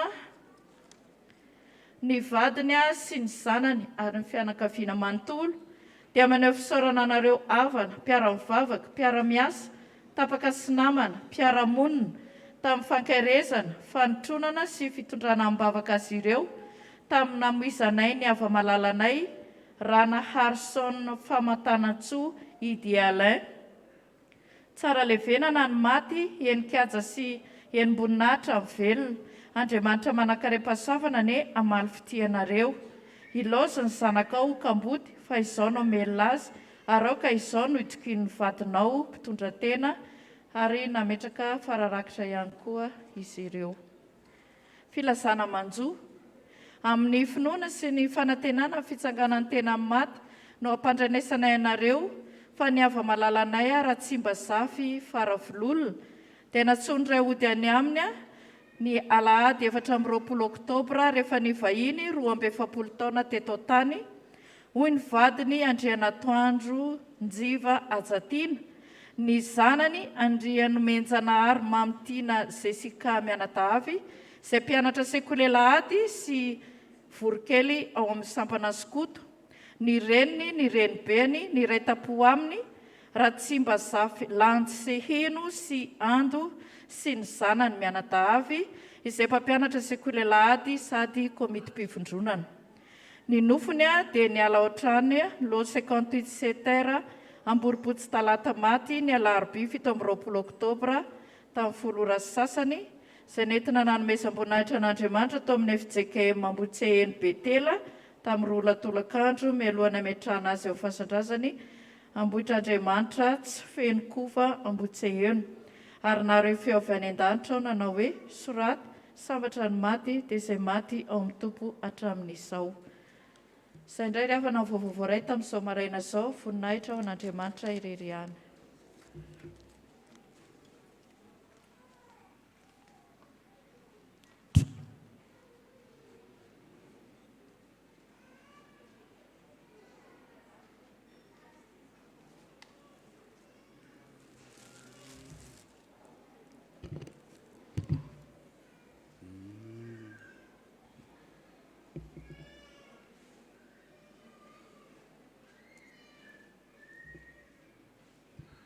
Miarabantsika rehetra amin'ny anaran'ny Tompo.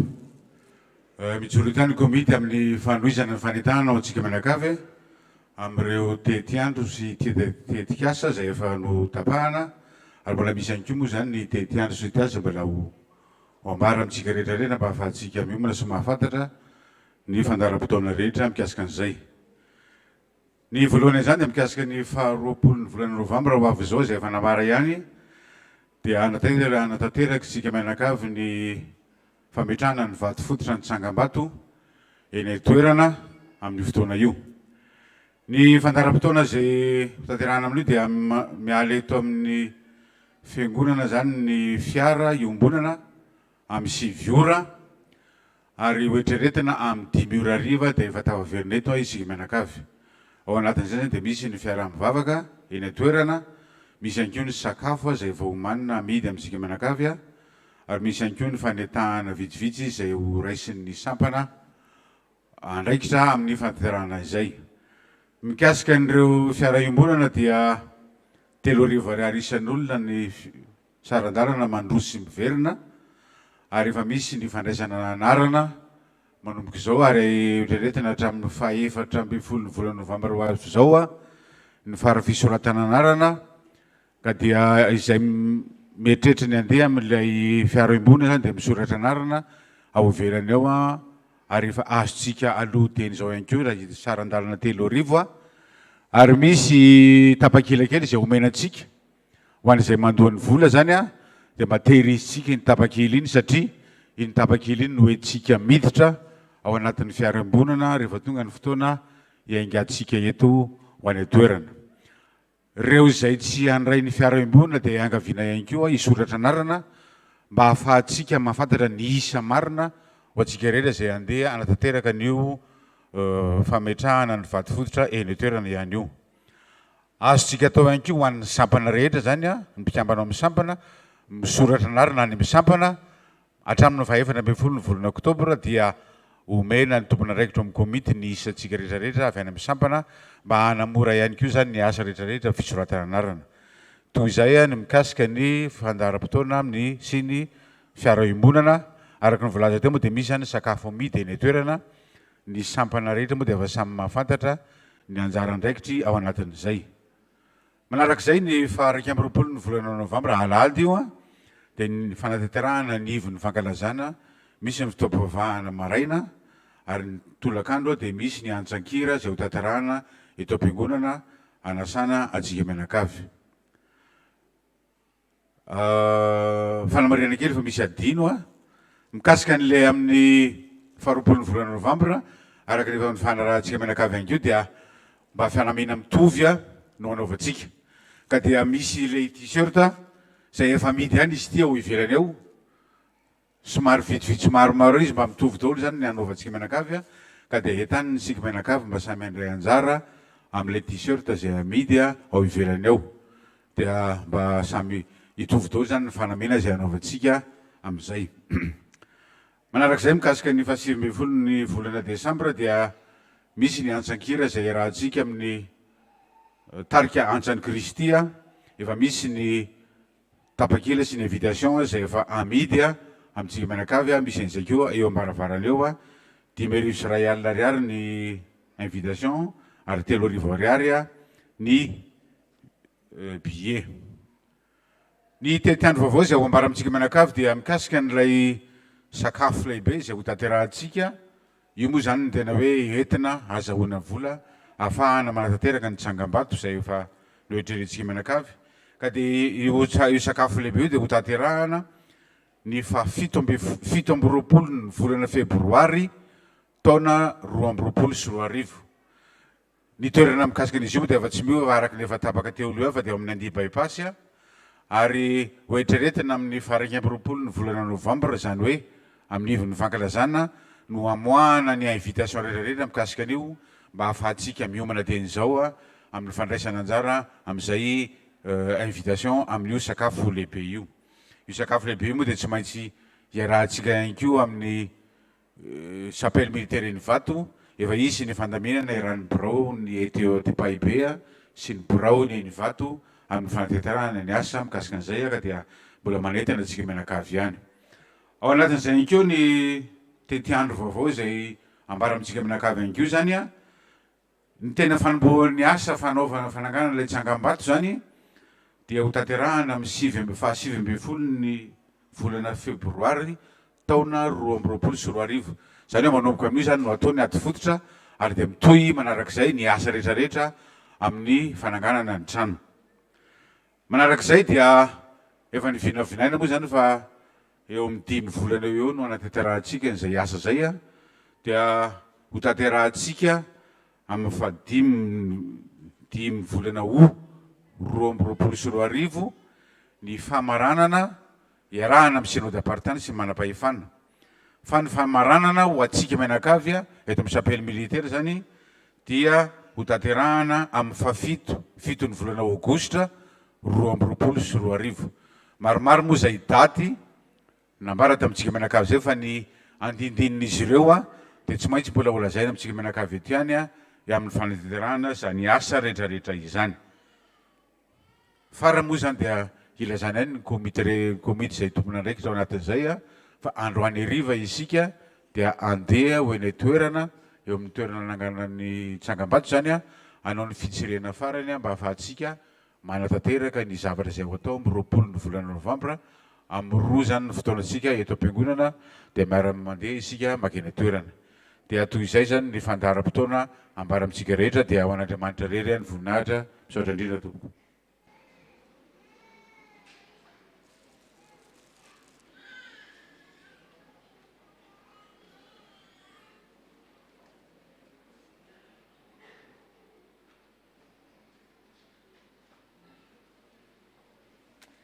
Dia mbola mamerina fiarahabanantsika rehetra ny sampana sekoly alahady izay soloko tena eto.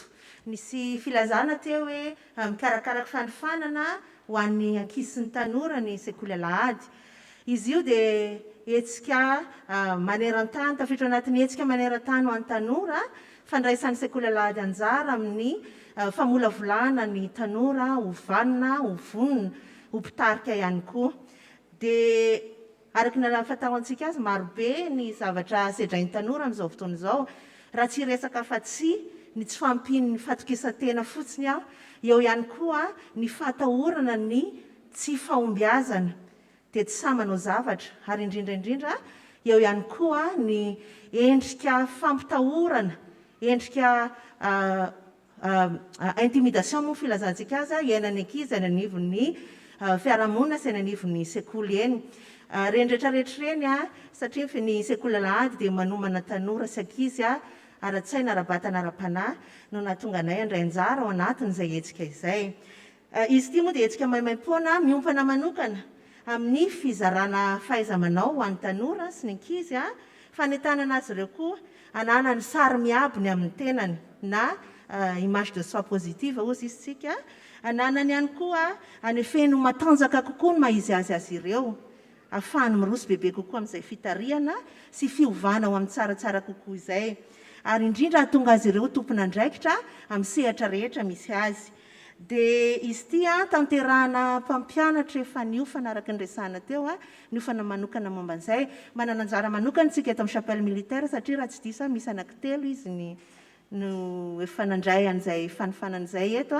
afaka mampanao zay fiofanan'izay dia izy ity amin'ny mahetsika iraisam-pirenena azy dia ny fitaovana sy ny lesona ampitaina zany dia manaraka ny fenitra iraisam-pirenena ho fantatr'ireo ankizy tanora miofan'ireo zany rehefa vita ny fiofanana ny mahalala tsara ny momba ny tena ny mazava loatra fa manana ny toe-tsain'ny mpitarika ihany koa ary indrindraindrindra mahay mandray safidy tsara ho amin'izay fiovana sy ho amin'izay ho avy izay misy lohahevitra maromaro ny fampizarana fa tsy ho resahako eto satria ny fotoana mandeha fa omena azy ireo zany ny toetra fototra vitsivitsy amin'ny fitariana sy ny fampivelarana ny maizy azy ny tena omena azy ireo ny singa sy ny sotoavina ary ny fahaiza-manao andray isafidy ny amin'ny ho aviny sy ny lalam-piainana mifandraika amin'ny maizy azy fa ny tena zava-dehibe dia izao ampanao izahay test de personnalité afantarana ankizy tsirairay avy hoe iza mombamomba azy ny talentany ny hery ananany mba ahafahany mitrandraka izany bebe kokoa ampitombo azy sy irisony amin'izay fitariana izay marina fa araky ny resako teo hoe manaraka le fenitra iraisam-pirenena izy io ny certificat zay ho zaraina eo zany dia certificat iraisam-pirenena izay iraisan'ny ankizy rehetrarehetra hitovizan'ny mpandray anjara rehetra amin'ny ankizy maneran-tany izay mandray anjara aminatin'ity zavatra ity firenena eo amin'ny empolo am'zato eo no efa misy an'izay hetsika izay nanomboka hatramin'ny taona 17 amaranako azy dia tsotra satria nresahana teo hoe misy ny fisoratana anarana ferana kosa nefa ho 70 na 50 rabe indrindra ny mpandray anjara isaky ny fotoana mba ahafahantsika miantoka ny kalitao an'izay fampiofanana sy fampianarana omeny izay nao vaty aminay ka dia manantena fandraisana anjarantsika mba tsy ho disanjara tsika eto amin'ny chapelle militaire tamin'ny taona 24 teo no nanomboka nisy teto Madagasikara izy io ary tany amin'ny taona 7 dia nitombanana ho $300 ny vidiny zany tolotra omeny zany fa amin'ity zany dia maimaim-poana dia inoko fa ho haitsika ny manararoatra izay zavatra izay misaotra tompo koa dia ho an'Andriamanitra voninahitra.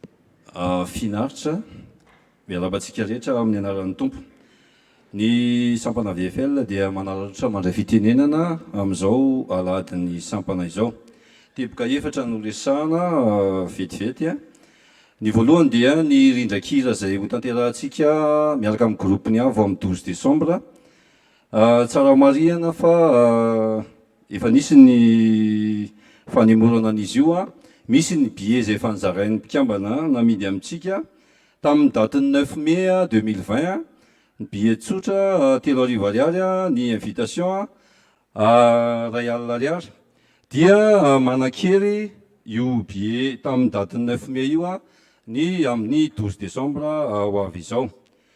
Teboka faharoa ny eo amin'ny fanokanana ny sampana mainty milaly ho amin'ny VFL satria raha antsika malala efa nandritry ny herintaona teo zay mahery angamany no efa niroso ao anatin'ny foibe ny FGM ny sampana mainty milaly. Ny alahady 12 décembre ao anatin'ny Fanompoam-pivavahana maraina dia ho vinavinaina eritreretina ny fanokanana ny sampana ao anatin'izany VFL izany. Noho izany misy ny fandaminana satria isy vahiny isika amin'ny fotoana io ho avy eto ny président synodaly sy ny président ny VPL sy ny VFL. Teboka fahatelo fanetanana ho antsika fiangonana ny sampana mainty milaly VFL mivory isaky ny asabotsy amin'ny telo ato amin'ny mpiangonana. Ho antsika maniry zay rotsaka anatevin-dalana ny sampana dia tsy misy fotoana fanokafana ohatran'ny tsikotona ny sampana sekoly fa mandray mpikambana foana ny sampana VFL isaky ny sabotsy. Manomana ny herinandro sambatra isika efa manomboka mianatra hira ny sampana zao ny talata sy ny lakamisy miaraka amin'ny sabotsy. Azo atao hosakana ao antsika ny tsy fahaizana mihira na tsy fahaizana tenin'Andriamanitra sanatrian'izany fa misy andraikitra foana afaka hifampizarana ao anatin'ny sampana.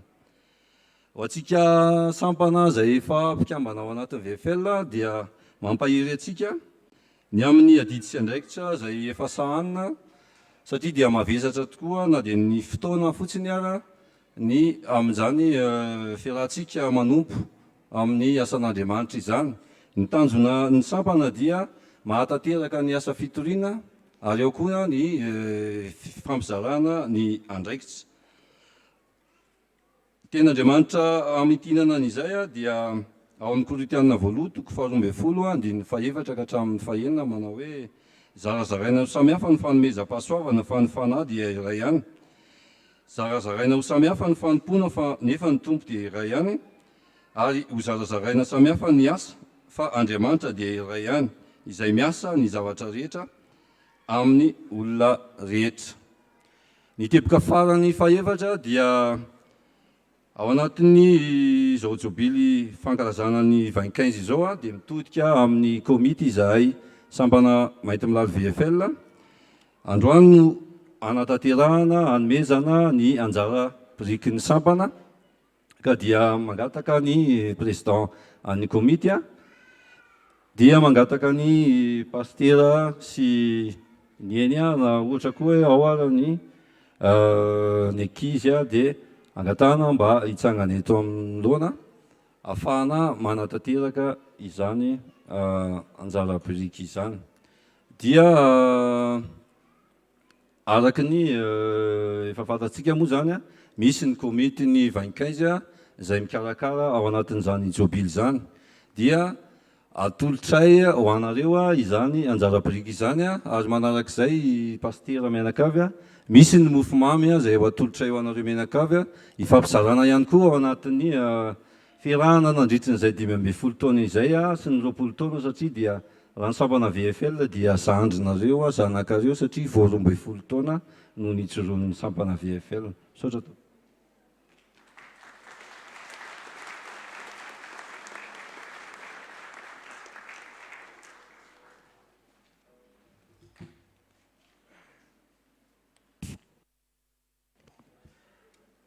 Mandray fitenena vetivety ihany dia misolo tena ny ray aman-dreny mpitandrina moa zasy amin'ny aran'ny komity ray aman-taona dia misaotra ny VFL ny komity ny faha-20 taona sy 12 taona amin'ny fanolorana ny anjara birikiny amin'ny fandraisana anjara mitsangam-bato ka dia Andriamanitra manakariam-pahasoavana ny androtsaka hatrany ny fahasoavana aminareo ahafahanareo manatanteraka sy ny adidy sy andraikitra. Dia misaotra ihany koa zany amin'ilay fanomezana ny vato gâteau ho an'ny ray aman-dreny mpitandrina mivady dia misaotra indrindra tompoko.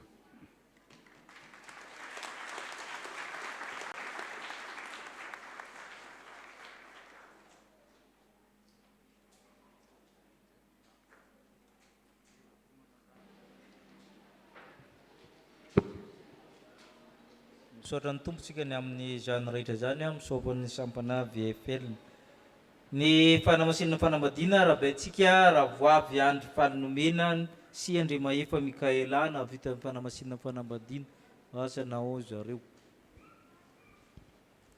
andria no mentsozoary sy rakotondranaivo ranja raha andriany rina ravaka sy rakotson sitraka mitia anika reo izy reo a dia miarabanareo ny fiangonana saotra tompo sakramentany batisa zazakely andriana Arilandy ny rina Mariela tolotro ndray aman-dreny amin'ny sakramentany batisa andriana Arilandy Serge sy rakotonena lalanivo ny rina Judith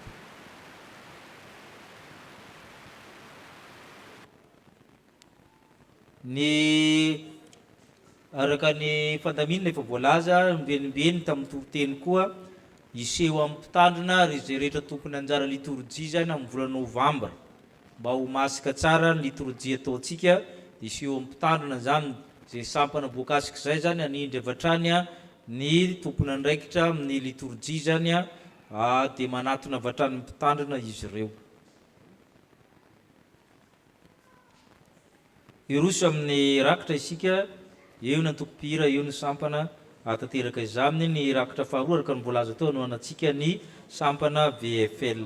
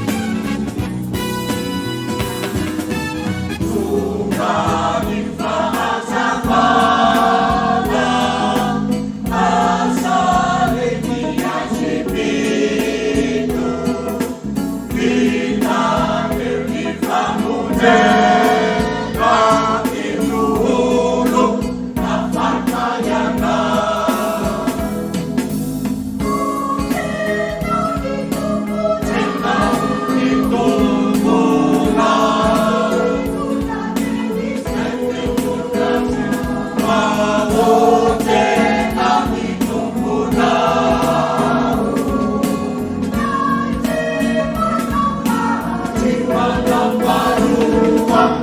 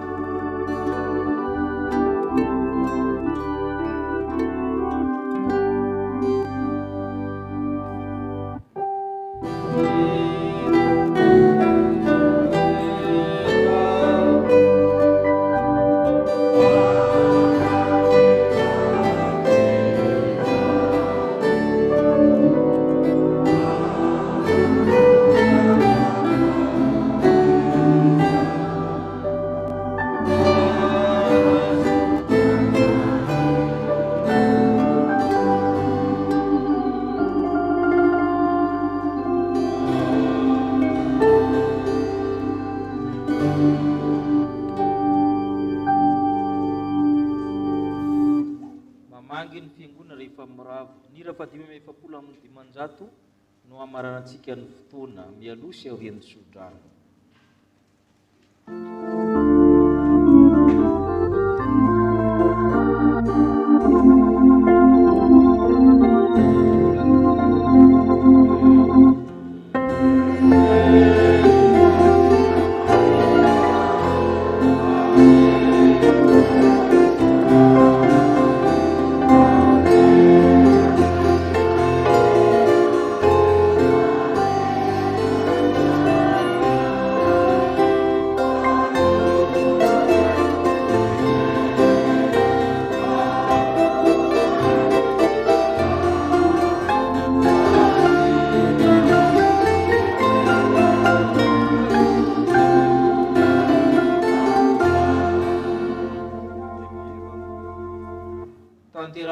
Andriamanitra aminareo zao tsodrano zao ary Andriamanitra le efa ity anareo le mpiandrondro lehibe nitsangana tamin'ny maty dia Jesosy Kristy le marina izy tanareo izy anatanteraka anareo anomenareo fiainana be dia be ka ho arovana koa ny fanahinareo ny anareo ho tanteraka tsy hanantsina amin'ny fiaviana ho tahina raha miditra ho tahina raha mivoaka ny tokantranonareo.